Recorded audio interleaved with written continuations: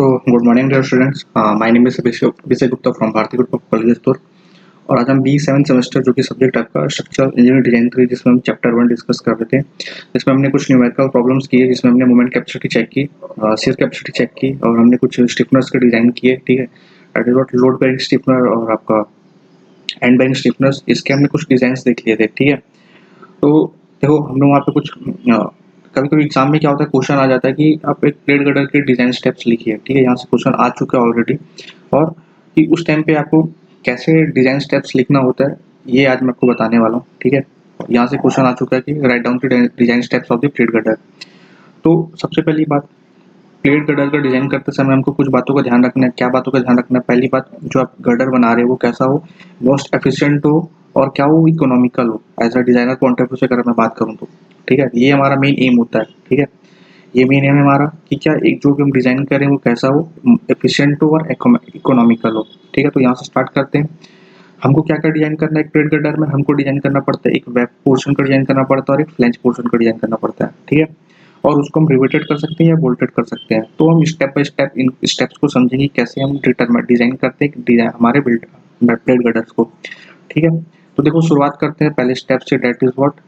पहली बात माइंड पे हमको एक बात ख्याल रख करके रखना है कि जो भी आप डिजाइन करोगे प्लेट गर्डर का, तो कोशिश कीजिए कि वो जो प्लेट गर्डर का डिजाइन हो वो कैसा हो, लेटरली सपोर्टेड हो। Laterally supported means what, laterally restraint. ठीक है, मींस उसमें किसी तरह का लेटरल टॉर्सल बकलिंग जनरेट ना हो। ठीक है, अगर आप लेटरली सपोर्टेड बीम बनाते हैं तो आपको चेक जो होती है that is what lateral torsional buckling check, ये आपको रिक्वायरमेंट नहीं है चेक करने के लिए। ठीक है, सेफ है वहाँ पे।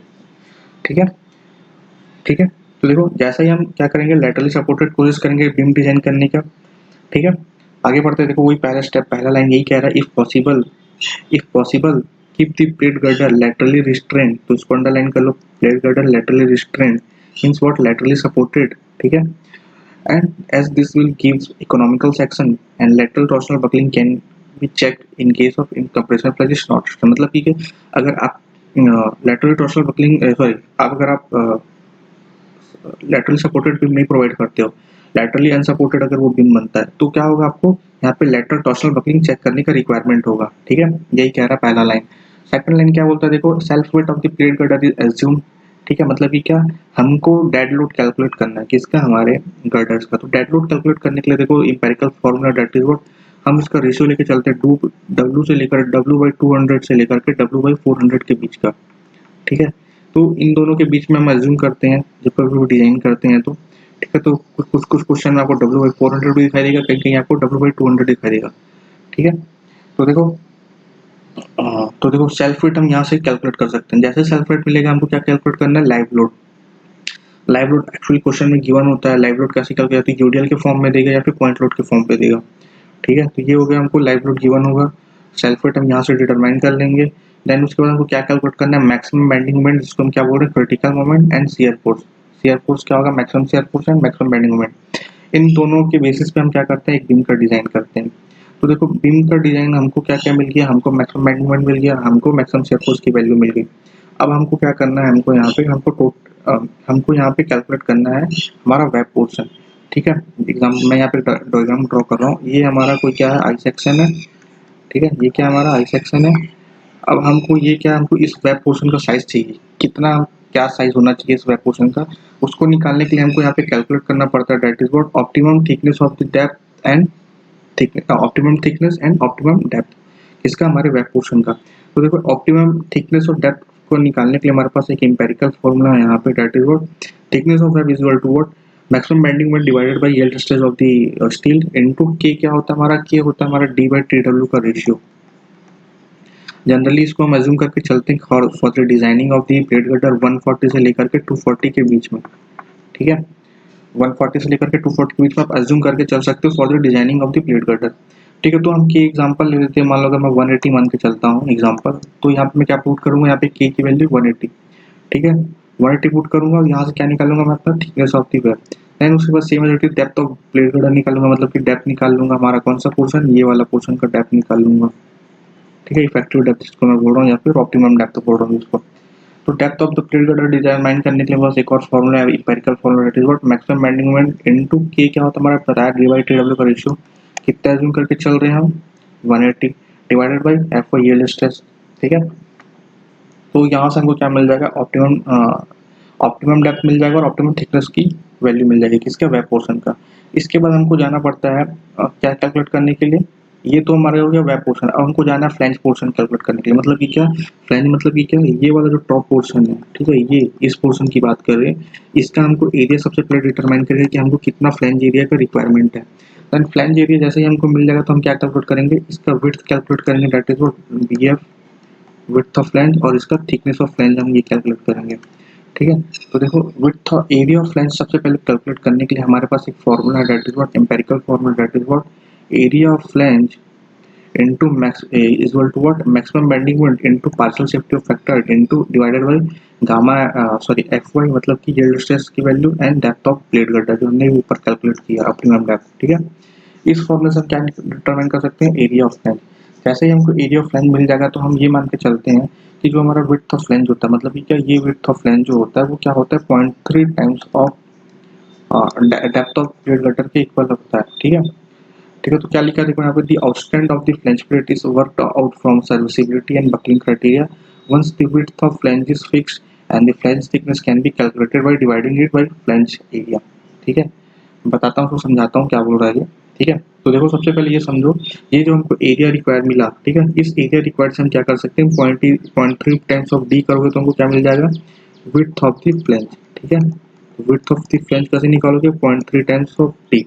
ठीक है, जैसे ही हमको 0.3 टाइम्स ऑफ डी मिल गया तो हम क्या कर सकते हैं, यहाँ पे देखो 0.3 टाइम्स ऑफ डी मिल गया, हम क्या कर सकते हैं यहाँ पे, हम थिकनेस कैलकुलेट कर सकते हैं। कैसे कैलकुलेट कर सकते हैं, देखो एरिया ऑफ फ्लैंज क्या होता है हमारा, आप सभी को पता है, that is what width of flange into thickness of flange, है ना। हमको क्या क्या पता चल गया, हमको एरिया AF पता चल गया, BF पता चल गया, हम क्या निकाल सकते हैं यहाँ पे, थिकनेस ऑफ फ्लैंज।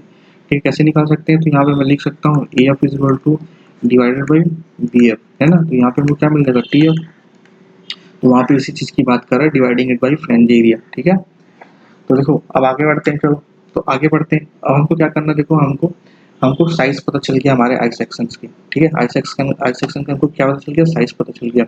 अब हम यहाँ पे क्या कैलकुलेट कर सकते हैं, अब हमको यहाँ पे इस सेक्शन की क्लासिफिकेशन करना है कि सेक्शन हमारा प्लास्टिक है, सेमी प्लास्टिक है, कॉम्पैक्ट है, क्या है। तो उसके लिए हमको कहाँ पे जाना है, हमको इस टैग 5 जो है हमारा, यहाँ पे हमको जाना है टेबल नंबर 2 पेज 18 IS 800 2007 में।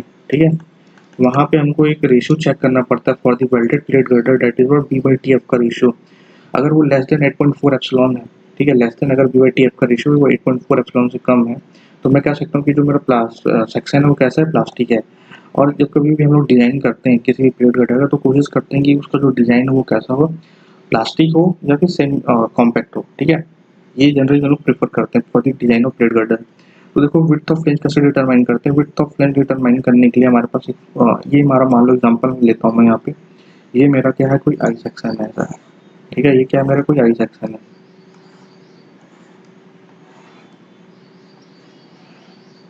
ठीक है, ये आई सेक्शन है, ये वाला जो डिस्टेंस होता है इसको हम क्या बोलते हैं, विड्थ ऑफ आउटस्टैंड। ठीक है, और इसी की वैल्यू हमको डिटरमाइन करनी है।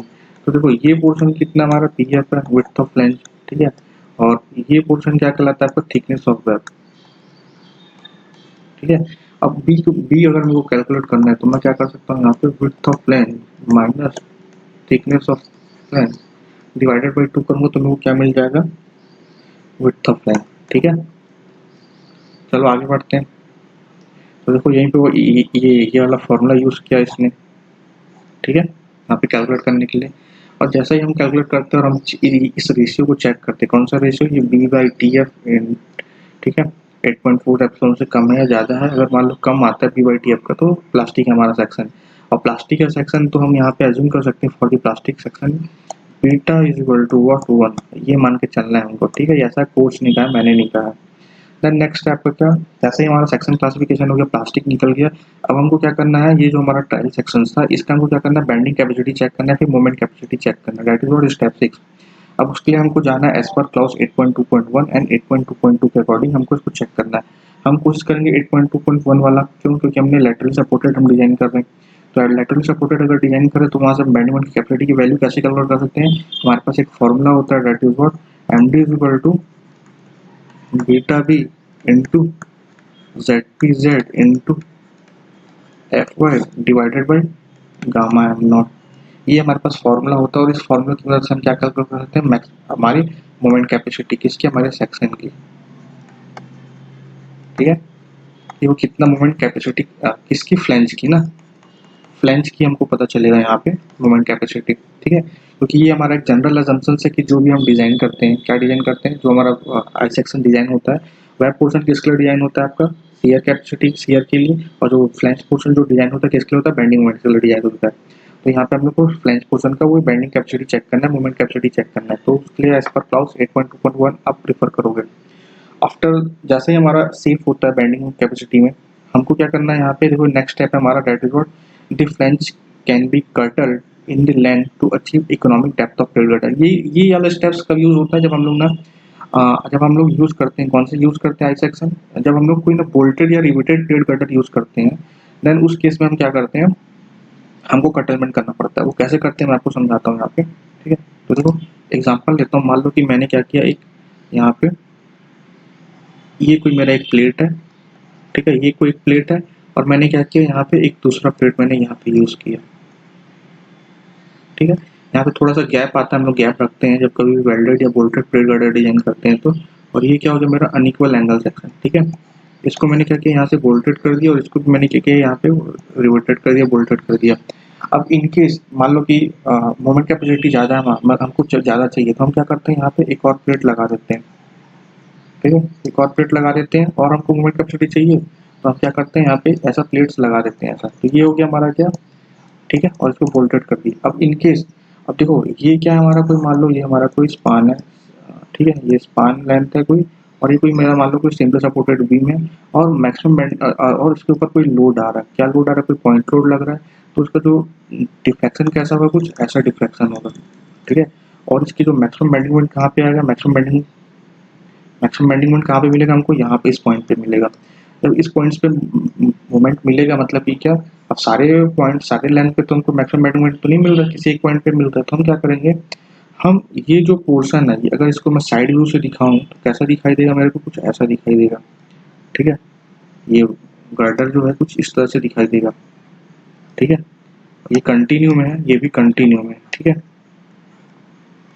कुछ ऐसा दिखाई देगा। ठीक है, और यहाँ पे कुछ एंगल सेक्शन यूज हुए होंगे, कुछ आपको इस तरह से दिखाई देगा। ठीक है, और ये आपका बोल्ट ऐसा लगा हुआ होगा।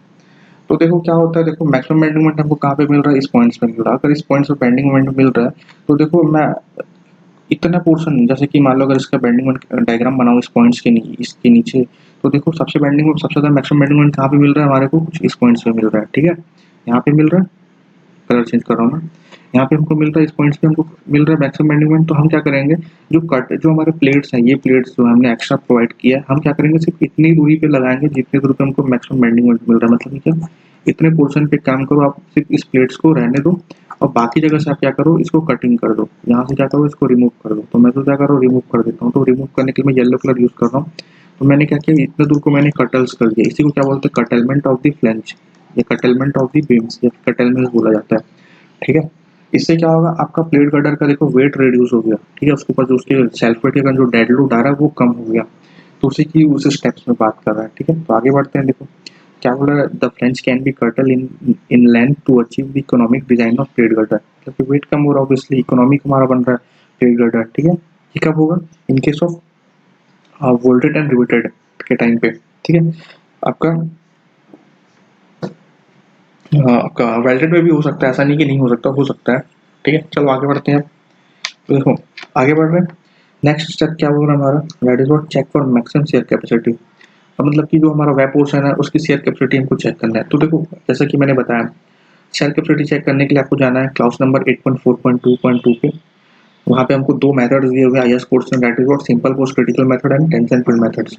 ठीक है, इन दोनों से हम डिजाइन कर सकते हैं, बट इन केस ऑफ अगर इंटर में ट्रांसफर स्टिफनेस आप अगर आप नहीं प्रोवाइड कर रहे हो, तो आप चाहो तो आप directly simple post critical method use कर सकते हो। अनलेस अगर आप इंटर में ट्रांसफर स्टिफनेस प्रोवाइड कर रहे हो, ठीक है, तो वहाँ पे हमको क्या कैलकुलेट करना पड़ेगा, हमको एंचोर्स फोर्सेस कैलकुलेट करने पड़ेंगे। ठीक है, जिसका हम कैलकुलेशन करते by the help of tension field methods. ठीक है, तो देखो, तो ये हो गया हमारा क्या, check for maximum shear capacity. ठीक है, किसकी, हमारे वेब पोर्शन की। देन उसके बाद हम क्या करेंगे, जैसे ही मान लो हमारा, अगर मान लो हम चेक करेंगे हमारे को स्टिफनेस का रिक्वायरमेंट है या नहीं है, अगर स्टिफनेस का रिक्वायरमेंट है तो हम उसको हम डिजाइन करेंगे यहाँ पे कि स्टिफनेस का, तो हमारे पास वेरियस टाइप के स्टिफनेस होते हैं, that is what and bank stiffener, load can stiffener, ठीक है, और लॉन्गिट्यूडनल स्टिफनर्स एंड आपका इंटरनल ट्रांसफर स्टिफनर्स। तो ठीक है, तो देखो हम क्या करें, स्टिफनर का डिजाइन करेंगे किसके अकॉर्डिंग, अकॉर्डिंग टू क्लाउस 8.7.4, 8.7.5, 8.7.9, इसके अकॉर्डिंग हम क्या करेंगे, हमारे स्टिफनर्स का डिजाइन करेंगे। ठीक है, देन जैसे स्टिफनेस का डिजाइन हो जाएगा तो हम क्या करेंगे, उसकी बकलिंग रेजिस्टेंस कैपेसिटी चेक करेंगे, उसकी रेजिस्टिंग कैपेसिटी चेक करेंगे कि हमारे स्टिफनेस की लोड कैन की कैपेसिटी क्या है। ठीक है, उसको चेक्स लगाना पड़ेगा कि वो सेफ है या नहीं है, हमारे लोड जो आ रहे हैं उनको कैरी कर सकता है या नहीं कर सकता है। देन उसके बाद हम जाएंगे कहाँ पे जाएंगे, लास्ट जो हमारा होगा दैट इज व्हाट कनेक्शंस का डिजाइन। मतलब कि क्या, अब हमको क्या करना है, हमको कनेक्शंस बनाना है। मतलब कि क्या, अब चाहो तो आप वेल्डेड कनेक्शन यूज कर सकते हो, चाहे आप बोल्टेड यूज कर सकते हो, या फिर रिवेटेड यूज कर सकते हो। ठीक है, तो कनेक्शंस आप पहले ही पढ़ चुके हो कि कनेक्शन कैसे डिजाइन करते हैं, आप जानते ही हो। ठीक है, उन कनेक्शंस की मदद से हम क्या करेंगे, वेब को फ्रेंच से और फ्रेंच को वेब से जोड़ेंगे, और जो हमारा स्टिफनेस का होगा, जो भी उसका उसको जोड़ने का जो तरीका होगा वो हम जोड़ेंगे। ठीक है, तो लास्ट स्टेप यही कह रहा है, all connections using butt weld और फिलेट वेल्ड और non slip bolted connections are to be design. ठीक है, तो ये हो गया हमारे क्या डिजाइन स्टेप्स। ठीक है, और एग्जाम में भी अगर कल को एग्जाम में क्वेश्चन आए कि डिजाइन स्टेप्स लिखे, तो आपको इसी तरह से लिखना है। ठीक है, कोई ज़्यादा टफ नहीं है, बहुत ईजी है। ठीक है, तो खूब आपको समझ में आएगा कि डिजाइन स्टेप्स क्या होता है, कैसे यूज़ करते हैं। ठीक है, और एग्जाम में आ गए तो कैसे लिखना है। ठीक है, थैंक यू।